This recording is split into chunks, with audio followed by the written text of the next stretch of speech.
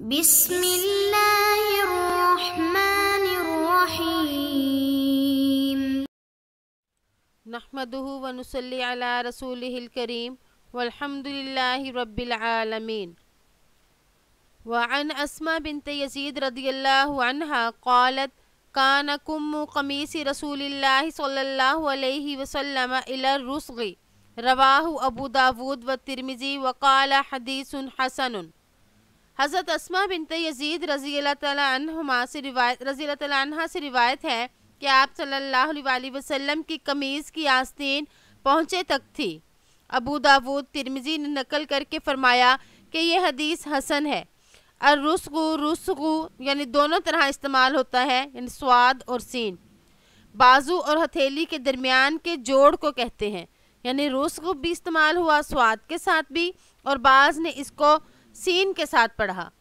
تو اس سے معلوم ہوا کہ آپ صلی اللہ علیہ وسلم کے جو آستین ہوتے تھے وہ پہنچوں تک تھے، اور بعض روایات میں آپ صلی اللہ علیہ وسلم کے کرتے کی آستین کا ہاتھ کی انگلیوں کے سروں تک ہونا بھی منقول ہے، مگر وہ بہت ہی کم ہے.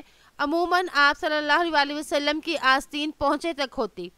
خلاصہ یہ کہ ضرورت سے زیادہ لمبا کپڑا عام طور پر تکبر کی علامت ہے. دوسرا، وہ کام کاج میں بھی مانع بنتا ہے، اور ضرورت سے زیادہ چھوٹا کپڑا سردی گرمی کی شدت وغیرہ میں جو ہے وہ آرام نہیں پہنچاتا. اس لیے شریعت میں ہر جگہ پر میانہ روی اپنانے کی ترغیب دی. تو یہاں پر بھی ہوا کہ لباس میں بھی میانہ روی اپنانی چاہیے، نہ تو وہ چھوٹا ہو اور نہ زیادہ. اس حدیث کی راویہ حضرت اسماء بنت یزید ہیں. ان کا نام اسماء اور ان کی کنیت ام سلمہ ہے. اسماء بنت یزید بن سکن بن رافع رضی اللہ عنہم ہجرت کے بعد چند عورتوں کے ساتھ آپ صلی اللہ علیہ وسلم کی خدمت میں حاضر ہو کر مسلمان ہوئی، اور ایک ہجری میں حضرت عائشہ رضی اللہ تعالیٰ عنہ کی رخصتی ہوئی.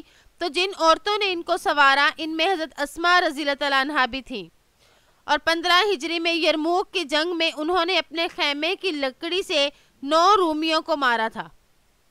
ان سے تقریباً 81 روایات منقول ہیں.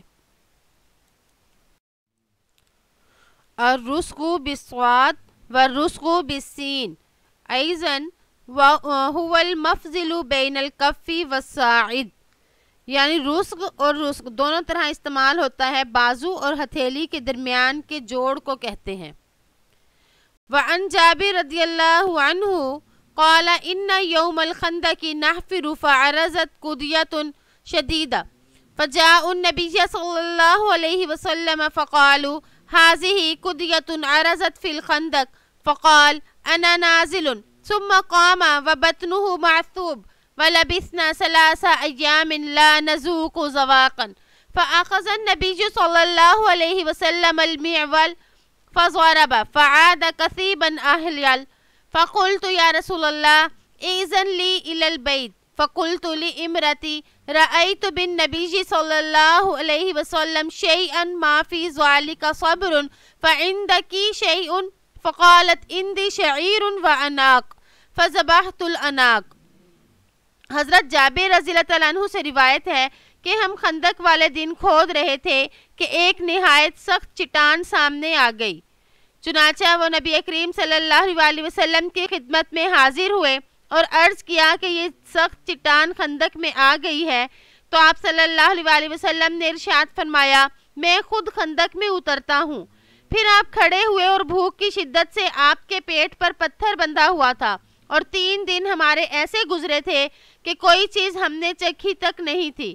پس نبی کریم صلی اللہ علیہ وسلم نے کدال پکڑی اور چٹان پر ماری، جس سے وہ ریت کا ٹیلا ہو گئی، یعنی ریت کی طرح ریزہ ریزہ ہو گئی. تو حضرت جابر فرماتے ہیں کہ میں نے کہا یا رسول اللہ مجھے گھر جانے کی اجازت دیں، اور اپنی بیوی سے کہا میں نے نبی کریم صلی اللہ علیہ وسلم کی ایسی حالت دیکھی ہے جو میرے لیے ناقابل برداشت ہے، کیا تیرے پاس کوئی چیز ہے؟ اس نے کہا میرے پاس کچھ جو اور ایک بکری کا بچہ ہے. چنانچہ میں نے وہ ذبح کیا. وطحنت الشعير حتى جعلنا اللحم في البرمة ثم جئت النبي صلى الله عليه وسلم والعجين قد انكسر والبرمة بين الأثافيج قد كادت تنزج فقلت تعجم لي فقم أنت يا رسول الله ورجل أو رجلان قال كم هو فذكرت له فقال كثير طيب قل لها لا تنزع البرمة ولا الخبز من التنور حتى آتي فقال قوموا فقام المهاجرون والأنصار فدخلت عليها فقلت ويحك جاء النبي صلى الله عليه وسلم والمهاجرون والأنصار ومن معهم قالت هل سألك قلت نعم قال ادخلوا ولا تزاغطوا فجعل يكسر الخبز ويجعل عليه اللحم ويخمر البرمة والتنور إذا أخذ منه ويقرب إلى أصحابه ثم ينزع فلم يزل يكسر ويغرف حتى شبعوا وبقي منه فقال كلي هذا وحدي فإن الناس أصابهم مجاعة متفق علیہ. اور جو پیسے یہاں تک کہ گوشت ہنڈیا میں ڈال دیا. پھر میں نبی کریم صلی اللہ علیہ وسلم کے پاس آیا جبکہ آٹا تیار تھا اور ہنڈیا چولہے پر چڑھی ہوئی تھی اور پکنے کے قریب تھی. میں نے کہا میں نے تھوڑا سا کھانا تیار کیا ہے یا رسول اللہ آپ تشریف لے چلیے, ایک اور یا دو آدمیوں کو ساتھ لے لیں. آپ صلی اللہ علیہ وسلم نے فرمایا وہ کھانا کتنا ہے؟ میں نے آپ کو تفصیل بتلا دی تو فرمایا وہ بہت ہے اور عمدہ ہے.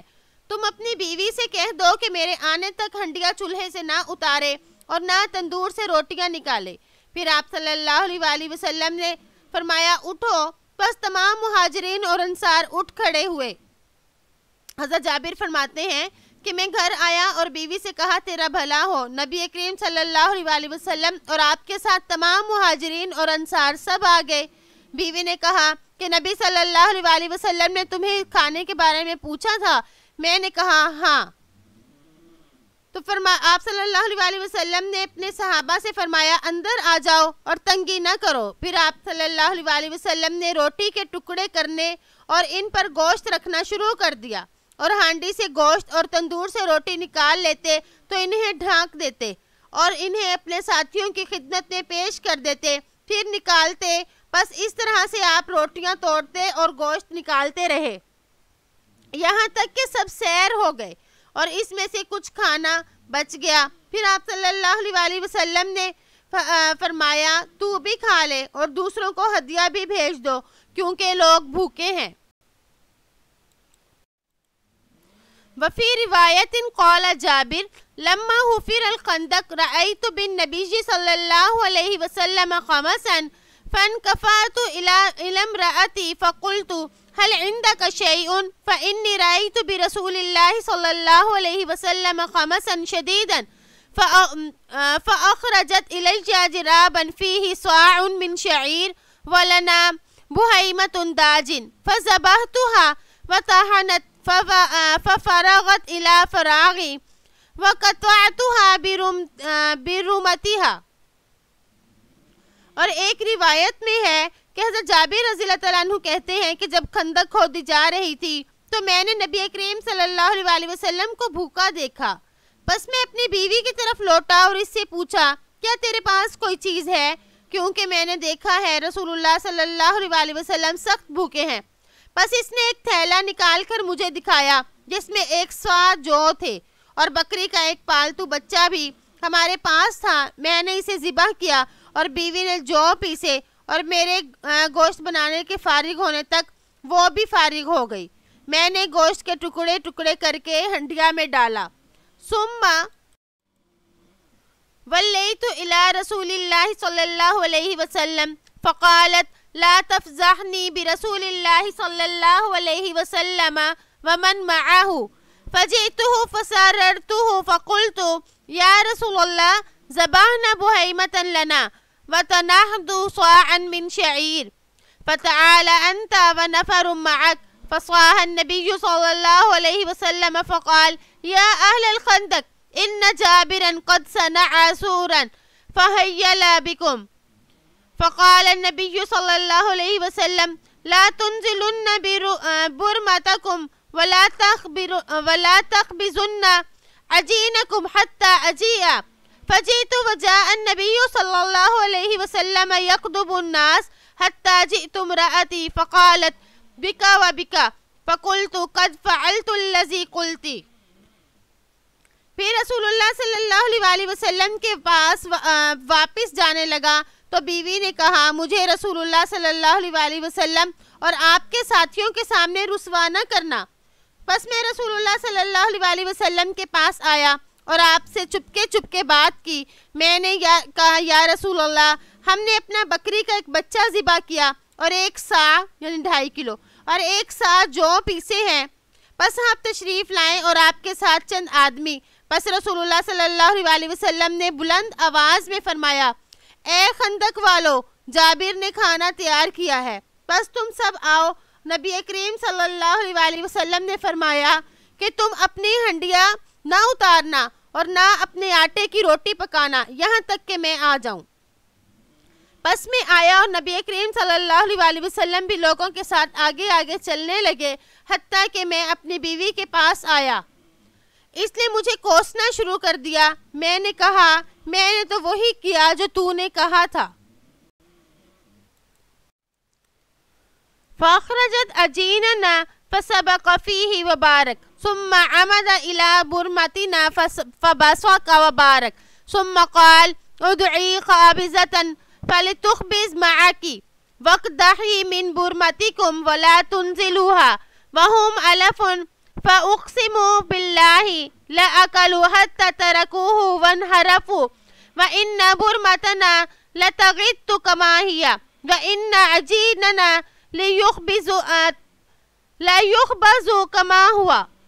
قوله أرزت قضية هي بضم الكاف وإسكان الدال وبالياء المثناة تحت، وهي قطعة غليظة صلبة من الأرض لا تعمل فيها الفأس، والكثيب أصله تل الرمل، والمراد هنا صارت ترابا ناعما وهو معنى أهيل، والأثافي الأحجار التي تكون عليها القدر وتزاغت تزاحم۔ آپ صلی اللہ علیہ وسلم تشریف لے آئے۔ بیوی نے آٹا نکال کر آپ کی خدمت میں پیش کیا۔ آپ صلی اللہ علیہ وسلم نے اپنا لعاب دہن یعنی تھوک، لعاب دہن اور برکت کی دعا فرمائی، پھر ہماری ہنڈیا کی طرف آئے، اس میں اپنا لعاب دہن ڈالا، پھر فرمایا کوئی روٹی پکانے والی بلا لے۔ پس وہ تیرے ساتھ روٹی پکائے اور اپنی ہنڈیاں میں سے پیالیوں میں ڈالتی جا، مگر اسے چولہے سے نہ اتارنا۔ یہ سب افراد 1000 تھے۔ میں اللہ کی قسم کھا کر کہتا ہوں کہ سب نے کھانا کھایا، یہاں تک کہ کھانا باقی چھوڑ گئے اور چلے گئے۔ ہماری ہنڈیاں یقیناً جوش مار رہی تھی جیسے وہ پہلے ابل رہی تھی، ہمارے آٹے سے بھی پہلے کی طرح روٹیاں پک رہی تھیں۔ قدیہ کاف پر پیش، دال ساکن اور اس کے بعد گیا، زمین کا ایسا سخت ٹکڑا جس میں کلہاڑی بھی کام نہ کرے۔ کثیب کے اصل معنی تو تودا یا ریت کے ہیں، لیکن یہاں مراد ہے کہ وہ چٹان ریت کی طرح نرم ہو گئی، اور یہی معنی احیل کے ہیں۔ صافی وہ پتھر جس پر ہنڈیاں رکھی جاتی ہے، تزاغتو یعنی بھیڑ کرو۔ والمجاع الجوع وهو بفتح الميم، والخمس بفتح الخال معجمة والميم الجوع۔ انكفأت انقلبت ورجعت، البهيمة بضم الباء تصغير بهمة، وهي العناق بفتح العين، والداجن هي التي ألفت البيت، والسور الطعام يدعى الناس إليه وهو بالفارسية، وهيل أي تعالوا، وقولها بك وبك أي خاصمته وسبته، لأنها اعتقدت أن الذي عندهم۔ المجاع بھوک، میم پر زبر، الخمس خا اور میم پر زیر بھوک، انکفاتو میں پھرا اور لوٹا، بہیمہ با پر پیش، بہمہ کی تصغیر ہے، یہ عناق یعنی بکری کے چھوٹے بچے، یہ عناق کو کہتے ہیں، اور عناق عین پر زبر ہے۔ داجن وہ جانور جو گھر سے مانوس ہو یعنی پالتو جانور۔ سور اس کھانے کو کہتے ہیں جس کے لیے لوگوں کو دعوت دی جائے، اور یہ فارسی زبان کا لفظ ہے۔ حیّا کے معنی ہے آؤ، بکا و بکا اپنے خاون سے جھگڑی اور اسے برا بھلا کہا، اس لیے کہ اسے یہ یقین تھا کہ اس کے پاس جتنا سامان خوراک ہے وہ ان سب مہمانوں کو کافی نہیں ہوگا، بس وہ شرمندہ ہوئی اور اس پر وہ ظاہر معجزہ اور واضح نشانی مخفی تھی جس کے ساتھ اللہ نے اپنے پیغمبر کو نوازا۔ بساقہ یا بسواقہ اور بازاقہ تینوں لغتیں ہیں، معنی ایک ہی ہے بمعنی تھوکنا۔ عمد میم پر زبر بمعنی ارادہ کرنا، اقدہائی چمچے سے نکال کر دینا، مقدہتن یعنی چمچے اور ڈوئی کو کہتے ہیں، تغیتو ابلنے کی آواز کو کہتے ہیں۔ واللہ عالم۔ اس حدیث میں آپ صلی اللہ علیہ وآلہ وسلم کے ایک معجزے کا ذکر ہوا کہ آپ صلی اللہ علیہ وآلہ وسلم کی برکت کی وجہ سے تھوڑا سا کھانا 1000 لوگوں کو بلکہ پورے اس کو 1000 لوگوں کو پورا ہونے کے بعد بھی بچ گیا، تو آپ صلی اللہ علیہ وآلہ وسلم نے فرمایا کہ اس کو بھی تم تقسیم کر دو۔ حضرت جابر رضی اللہ تعالیٰ عنہ کے خلوص کو اللہ تعالیٰ نے اس طرح سے قبول فرمایا کہ ان کے تھوڑے کھانے کو زیادہ بلکہ بہت زیادہ کر دیا۔ تو اس میں بھی چونکہ پیٹ پر پتھر باندھنے کا ذکر ہے تو بھوک کا ذکر ہے، اس لیے اس کو اس باب کے تحت لے کر آئے کہ صحابہ اکرام کی حالت ایسی تھی، خود آپ صلی اللہ علیہ وآلہ وسلم کے پیٹ پر بھی پتھر باندھا ہوا تھا، تو آپ صلی اللہ علیہ وآلہ وسلم نے پتھر اس لیے باندھا تاکہ کمر سیدھی رہے، اور بھوک کی وجہ سے کمر جھک جاتی ہے، تو اس وجہ سے اس طرح سے کیا۔ تو معلوم ہوا کہ صحابہ اکرام کی اور آپ صلی اللہ علیہ وآلہ وسلم کی زندگی کس قدر مشکل تھی، لیکن انہوں نے اس کا مقابلہ بہت اچھے طریقے سے کیا، اس میں پریشان نہیں ہوئے، تو اللہ کی طرف سے انعام و اکرام بھی ملتا رہا۔ تو اگر انسان صبر کے ساتھ ان تکلیفوں کو برداشت کرے تو اس کے لیے بہت زیادہ اجر ہے، اور صبر کے ساتھ وہی برداشت کر سکتا ہے جس کے سامنے آخرت والا اجر موجود ہو۔ جو آخرت کی زندگی کو اپنا مقصد سمجھے تو وہ آخرت کی زندگی کی خاطر دنیا کی تکلیفوں کو بہت اچھے طریقے سے برداشت کر سکتا ہے۔ حضرت انس رضی اللہ تعالیٰ عنہ کی اس حدیث میں بھی یہ بیان کیا جائے گا کہ آپ صلی اللہ علیہ وآلہ وسلم کا معجزہ تھا کہ تھوڑا سا کھانا کافی زیادہ آدمیوں کے لیے پورا ہو گیا۔ تو یہ ایک لمبی حدیث ہے اور اس کی تشریح تقریباً وہی ہے جو ہم پہلے کر چکے کہ آپ صلی اللہ علیہ وآلہ وسلم کے پاس کھانا موجود نہیں تھا، تو آپ نے اپنے صحابہ کے ساتھ آپ صلی اللہ علیہ وسلم اور آپ کے صحابہ جو ہیں وہ سارے کے سارے تشریف لے آئے اور آپ نے برکت کی دعا کی، تو اللہ تعالیٰ نے تھوڑے سے کھانے میں اتنی برکت ڈال دی کہ تقریباً 70-80 لوگ وہ کھانا کھا چکے اور ان کا پیٹ بھر گیا، اور اس کے بعد وہ کھانا بچ بھی گیا۔ تو اب ہم اس کا ترجمہ پڑھتے ہیں۔ وعن انس رضی اللہ عنہ قال قال ابو طلحة لأم سلیم قد سمعت صوت رسول اللہ صلی اللہ علیہ وسلم ضعیفا اعرف فیہ الجوع فهل عندك من شيء فقالت نعم فأخرجت أقراصا من شعير ثم أخذت قمارا لها فلفت الخبز ببعضه ثم دسته تحت صوبي وردتني ببعضه ثم أرسلتني إلى رسول الله صلى الله عليه وسلم فذهبت به فوجدت رسول الله صلى الله عليه وسلم جالسا في المسجد ومعه الناس فقمت عليهم فقال رسول الله صلى الله عليه وسلم أرسلك أبو طلحة فقلت نعم فقال علي الطعام فقلت نعم فقال رسول الله صلى الله عليه وسلم قوموا فانطلقوا وانطلقت بين أيديهم حتى جئت أبا طلحة فأخبرته فقال أبو طلحة يا أم سليم قد جاء رسول الله صلى الله عليه وسلم بالناس وليس عندنا ما نطعمهم فقالت الله ورسوله أعلم۔ حضرت انس رضی اللہ تعالیٰ عنہ سے روایت ہے کہ حضرت ابو طلحہ رضی اللہ تعالیٰ عنہ نے حضرت ام سلیم رضی اللہ تعالیٰ عنہ سے کہا کہ میں نے رسول اللہ صلی اللہ علیہ وآلہ وسلم کی آواز میں کمزوری محسوس کی ہے، میرا خیال ہے وہ بھوک کی وجہ سے ہے، کیا تیرے پاس کوئی چیز ہے؟ انہوں نے کہا ہاں۔ پھر انہوں نے جو کی روٹیاں نکالی، پھر اپنا دوپٹہ پکڑا اور اس کے ایک کنارے میں 2 روٹیاں لپیٹی اور میرے یعنی حضرت انس رضی اللہ تعالیٰ عنہ کے کپڑے کے نیچے چھپا دی اور اس دوپٹے کا کچھ حصہ میرے جسم پر لپیٹ دیا۔ پھر مجھے رسول اللہ صلی اللہ علیہ وسلم کی خدمت میں بھیجا، چنانچہ میں وہ لے کر گیا تو میں نے رسول اللہ صلی اللہ علیہ وسلم کو مسجد میں تشریف فرما پایا اور آپ کے ساتھ لوگ بھی بیٹھے ہوئے تھے۔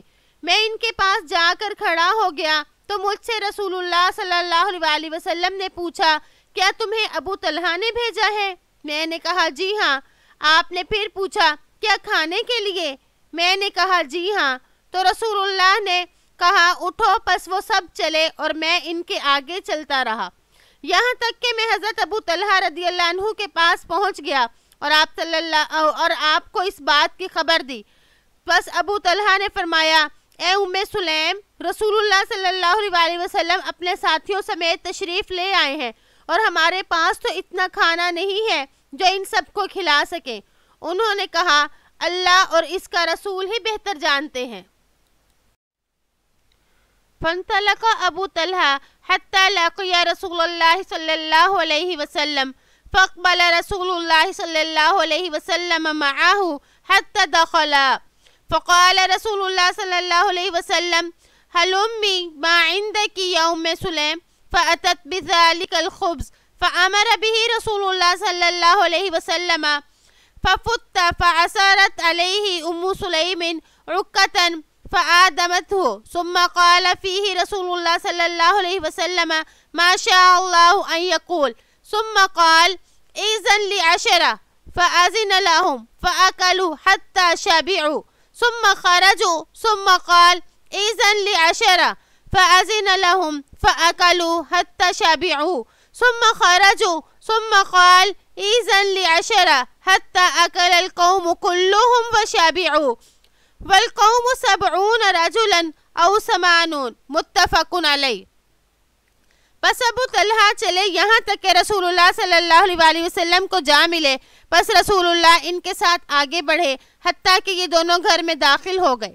رسول اللہ صلی اللہ علیہ وسلم نے حضرت ام سلیم رضی اللہ تعالیٰ عنہ سے فرمایا تمہارے پاس جو کچھ ہے لے آؤ۔ بس انہوں نے وہ روٹیاں پیش کر دی۔ رسول اللہ صلی اللہ علیہ وسلم کے حکم سے ان روٹیوں کو توڑا گیا اور ام سلیم نے ان پر گھی کی کپی نچوڑ دی جس نے ان کو سالن والا بنا دیا۔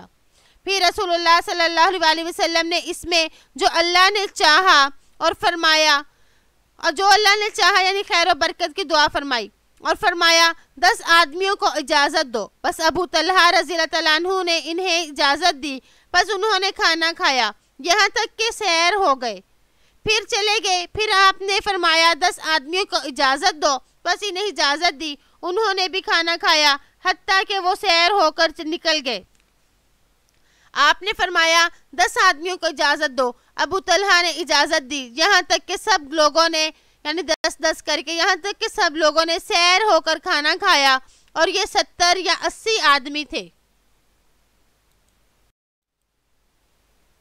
وفی روایت فما زال يدخل 10 ويخرج 10 حتى لم يبق منهم أحد إلا دخل فأكل حتى شبع ثم هيئها فإذا هي مثلها حين أكلوا منها وفي رواية فأكلوا 10 حتى فعل ذلك ب80 رجلا ثم أكل النبي صلى الله عليه وسلم بعد ذلك وأهل البيت وتركوا صورا وفي رواية ثم أفضلوا ما بلغوا جيرانهم۔ ایک روایت میں ہے پس انہوں نے 10 آدمیوں کی صورت میں کھانا کھایا یہاں تک کہ 80 آدمیوں نے ایسا کیا، اور اس کے بعد آپ صلی اللہ علیہ وسلم نے اور گھر والوں نے کھانا کھایا، اور ایک روایت میں ہے پھر اتنا کھانا بچا کہ پڑوسیوں کو بھی پہنچا دیا گیا۔